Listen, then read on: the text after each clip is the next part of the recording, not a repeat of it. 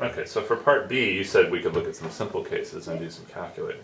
What cases would you like to look at? Well, let's look at if there's one person in the room. Okay, good. Even though it seems silly to start with a case that's simple, it's actually a good model. So which one do you want to have the one person in the room? Let's do this guy. Okay. So there's one person in the room. What's the probability that two people have the same birthday? well, there's only one person in the room, so 0. Okay, so there's one person in the room, it's going to be 0. All right, good. So one person is One person. This marker isn't very good. Yeah, do we have a better marker anywhere nearby? Yep. 1 implies 0% chance. So here. Okay. So if we have 2 people. All right, so 1 implies 0% chance. If we have 2 people, All then right. Now 2 people. Good. Well, now things start getting interesting. there's 365 choices for this guy's birthday. Uh-huh. And then this guy's birthday is forced. All right. So there should be 1 in 365. Okay, so 1 in 365, same? Yeah. Okay.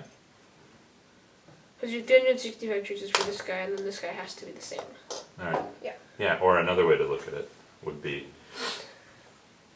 whatever this person's birthday is, it doesn't even matter. Yeah. This person only has one choice out of 365 of hitting it. Yeah. Okay. So what about with All right, so good. So now it gets tricky. what about 3 people? So So we're looking for the chance that 2 people have the same Is this birthday. exactly 2 people? No. Well, so there's 3 ways you can match these people up, Uh-huh. and then there's 4, all of them have the same 4? birthday. So there's 3 ways you can match them in groups of 2, Yeah. and then there's the 4th way Oh, I see. The 4th way. Yeah. is that you match all 3 of them. Right. So it looks like there might be a lot of calculating we need to do here. so how could we make it? Well, Could we find something? you're gonna have 3 1 out of 365s from the groups of 2, because this guy doesn't matter. Okay. Plus, well, would it still be, well, So these 2 guys are forced, so wouldn't this one be 1 out of 2 times 365? It's tricky. Or 1 out of 365 times 365? Yeah, it's tricky. Is there any way we can think of a different way to find our probability? Because calculating it directly with 3 people, as you can see, starts to get tricky. Yeah. So sorry for my cough. When things start to get tricky, look for a different way to calculate it. how could you calculate?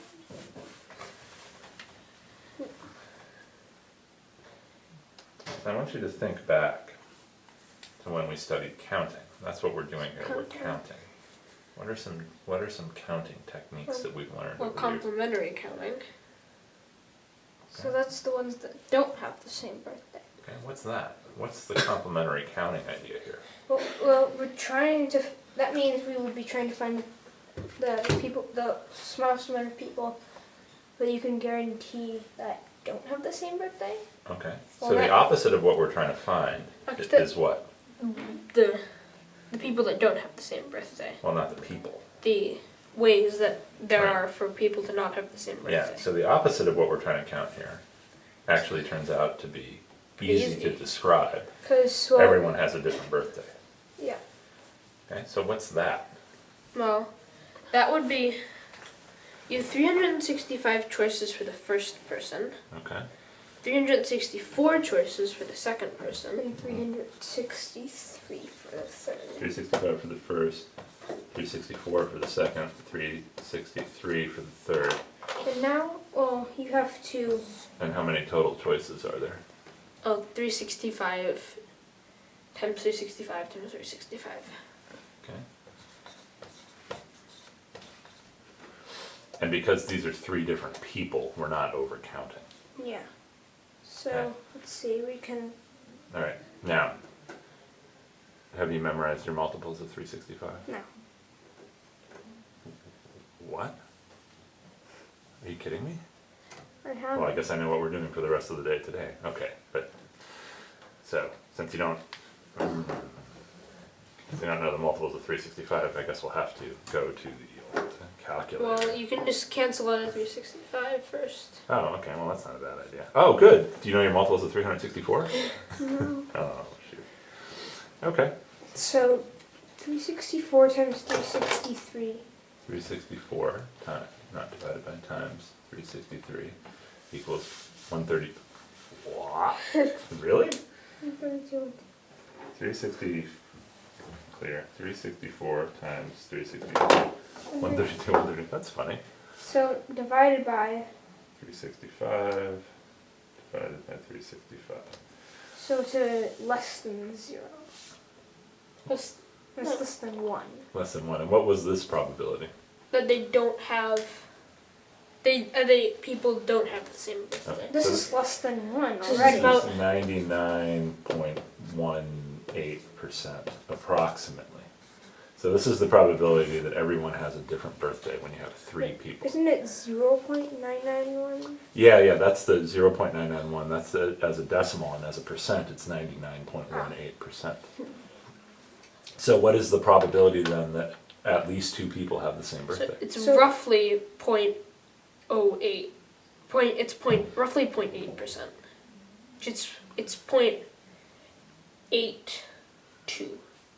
Okay, roughly. so 0.82%. Extremely tiny. Yeah, and so what is this number approximately? It's approximately 1. Okay, it's approximately 1%, which means very roughly About 1 in 100. 1 out of 100 times when you have 3 people selected at random. That's actually a lot more than what we had before. We had for 2 people we had 1 out of 365. Yeah. Now we have about 1 out of 100.